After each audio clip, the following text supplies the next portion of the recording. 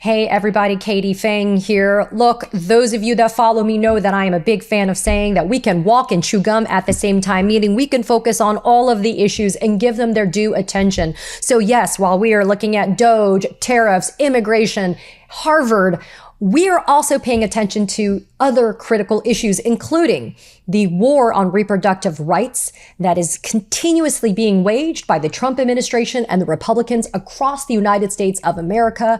A huge decision out of Missouri yesterday that I wanted to bring to your attention. The Missouri Supreme Court basically blocking all abortions in that state, despite the people of the state of Missouri overwhelmingly supporting the constitutional right within that state to be able to have an abortion. Let's get down into the details because they're important. The Missouri Supreme Court yesterday temporarily blocking access to abortion in the state. Now, in November, there was an amendment, Amendment 3. It passed with nearly 52% of the vote in support of having a guaranteed fundamental right to reproductive freedom, including the ability to obtain an abortion. But despite the fact that the people in Missouri want that right to an abortion, the Missouri Supreme Court and Missouri state Republicans are saying, nah, we want to impose our position and our belief system on you, the voters of Missouri. So Amendment 3, what it did was it overturned the state ban on abortion that Missouri had enacted when? In 2022, of course, after the United States Supreme Court gave it the ability in the Dobbs decision that overturned Roe v. Wade. Now, the problem with Missouri, though, is Missouri already had on its books a slew of anti-reproductive rights legislation, things that dealt with wait time, things that dealt with the licensing for the centers that were able to provide abortions and reproductive care. And so what Amendment 3 did, it said, look, we are now going to guarantee and enshrine in that state's constitution the ability to be able to secure an abortion. But what ended up happening was Republicans ended up suing. And in that lawsuit, what happened was, it's the reverse, sorry. Planned Parenthood sued because despite Amendment 3 passing, all of these laws that were still on the books in Missouri still made it almost impossible to be able to get that abortion.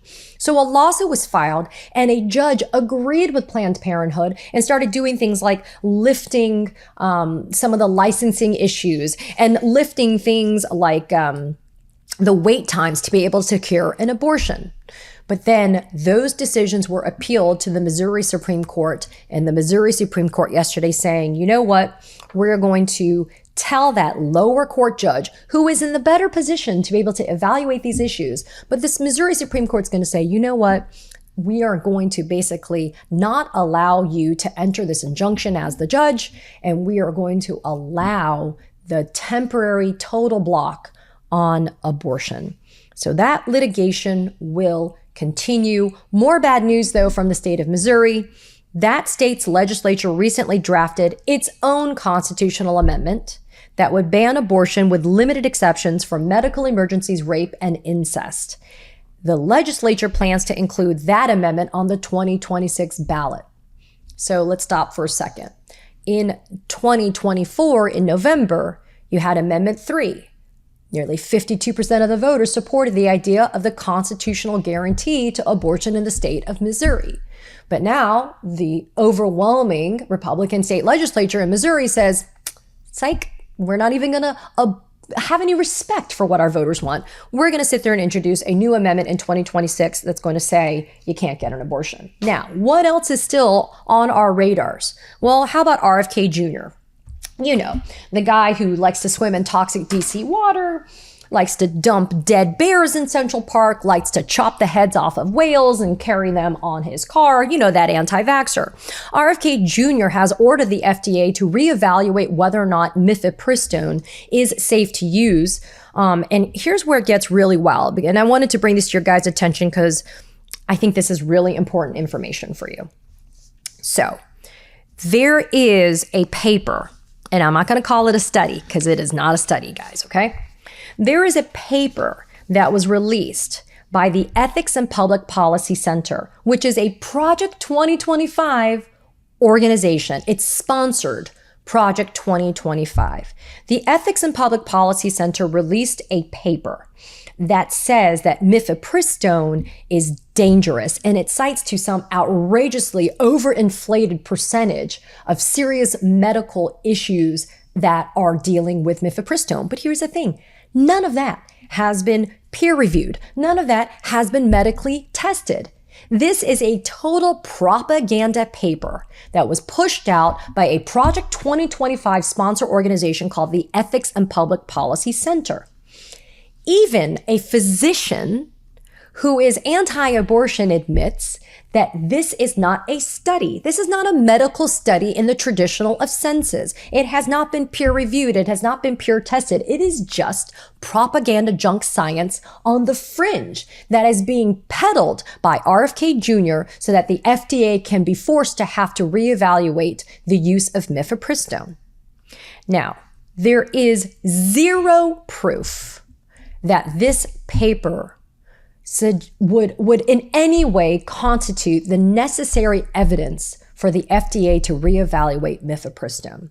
In fact, mifepristone is among one of the safest medications for decades through its use, and that is based on hundreds of peer-reviewed studies and real-world data from 7.5 million patient uses over 25 years. One of the co-authors of that junk science propaganda paper released by that Project 2025 sponsor organization that RFK Jr. is relying upon, one of the paper's co-authors recently published a book called, quote, "Abortion Harms Everything and Solves Nothing." Does that sound like an unbiased, scientific evaluation of the threat of mifepristone? I submit no. Here's some other major flaws from this paper that makes it unfit to be relied upon for purposes of scientific review. The paper hides major aspects of its methodology. What was the database from which the patient data was sourced? What is the criteria that the authors used for this paper? In addition, this has really bothered me. The serious adverse events that are being pushed within this flawed paper as being the grounds for the FDA to have to revisit the safety of mifepristone and its use. And this is, by the way, from the ACLU. This paper classified routine follow-up visits and emergency room visits without any treatment as serious adverse events. Look, my mom wanted me to be a doctor. I'm not a doctor. I may be Dr. Internet or Dr. Google, but even I know that classifying a routine follow-up visit and an ER visit without any treatment as a serious adverse event is bullshit. But you know what? Don't take my word for it. Actual physicians have said that it is bullshit as well, including physicians that are anti-abortion. Let's also rely on facts and evidence because we always talk about this. A recent poll found 72% of Americans support women getting medication abortion from a clinic or a doctor. And it makes sense because according to the Guttmacher Institute, medication abortion accounted for over 60% of abortions in 2023, up from 53% in 2020. Okay, why? Of course, 2022 Dobbs. 2022 Dobbs changed the landscape of our reproductive rights. And so mifepristone as a medication, an abortion medication, became more popular and in more use. As of March of 2025, the Guttmacher Institute reports that a dozen states totally ban abortion, while almost 30 have a ban based on gestational duration. So what is left for people to be able to use? And safely? According to real FDA studies and scientifically peer-reviewed studies, mifepristone. I want to remind everybody too, we've done this journey and this battle in terms of litigation on mifepristone. If you'll recall, the United States Supreme Court just last year in June of 2024 threw out challenges to mifepristone because the plaintiffs did not have the requisite standing. They didn't have the ability to sue. But if you'll also recall, as that litigation worked its way from the forum-shopped Matt Kaczmarek, the Trump-appointed federal judge in Texas, through the Fifth Circuit, all the way to the Supreme Court of the United States, the effectiveness, the safety of mifepristone, that was presented to multiple courts. Now, if RFK Jr. needs to rely upon junk science, because listen, isn't that his freaking currency? RFK Jr. only traffics in junk science and pseudoscience when it fits his narratives, which makes him incredibly dangerous, by the way, as the Secretary of Health and Human Services. But if that's what he needs to rely upon, then that in and of itself should discount and discredit any push by the FDA to have to revisit mifepristone. But guess what RFK Jr. does? He lets the cat out of the bag. Why is this happening? He says that this is going to go through the Trump White House, meaning despite Donald Trump promising that he wasn't going to touch abortion pills, wouldn't it be the first time that Americans have been duped by Donald Trump? I am going to read to you a small portion of Trump's Time magazine interview. And here's where it goes. So Trump says, and this is about the abortion bill, quote, "So I don't see any reason why it changed, but somebody could come up with something that, this horrible thing." Quote, "We're looking at everything, but highly unlikely in terms of, stopping abortion pill access. I guess I could say probably as close to ruling it out as possible, but I don't want to. I don't want to do anything now. I want to do it at some point." So then the interviewer says, "I think what the women of America want to know is, are you committed to making sure that the FDA does not strip their ability to access abortion pills?" Trump answers, quote, "That would be my commitment. Yeah, it's always been my commitment." Calling bullshit where bullshit lies. Once again, Donald Trump lying to the American people, specifically to American women, about their ability to access mifepristone. This junk crap paper from the Ethics and Public Policy Project 2025 sponsor organization. This is only coming around because Trump wants RFK Jr. to have to point to something to be able to have the FDA basically ban mifepristone. And by the way, they're not going to stop with mifepristone. On record, the people that are backing this, they have basically said that they want to be able to chase down more restrictions, not just the mifepristone. Just period. End of story. I mean, they have basically said, look, we want to be able to pursue more than just banning mifepristone. And look, RFK Jr., he's not just taking a flyer on this position. He's got the full-throated support of Senate GOPers like Josh Hawley, when he's not running away from insurrectionists. But here, take a quick listen. So my question to you is this. You previously testified at the committee that you would do a top-to-bottom review of mifepristone. Mifepristone is subject to a REMS currently. You have said you'll do a top-to-bottom review.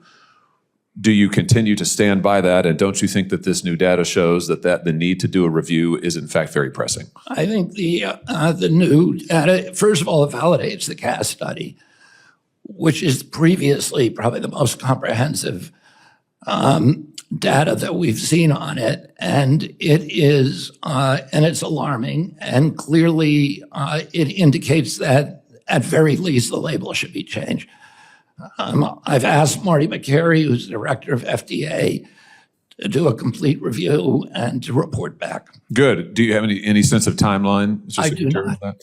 It will be a top priority, though, for you. Is that safe to say? So now you know. Now you know it's not just Missouri Supreme Court doing crazy stuff and banning abortion. Now we're back to going after mifepristone. I mean, look, we've seen it. It's the same song and dance, but I want you all to know that this is happening in real time. And I want you to know that we're watching it and we're on top of it here at the Katie Phang News Channel. Be mad, be outraged, and demand accountability, because this is how we get there, by calling them out for the things that they think that we're not paying attention to. See you on the other side. Katie Phang here. The truth matters now more than ever. So hit that subscribe button so you don't miss a thing. Thanks for watching.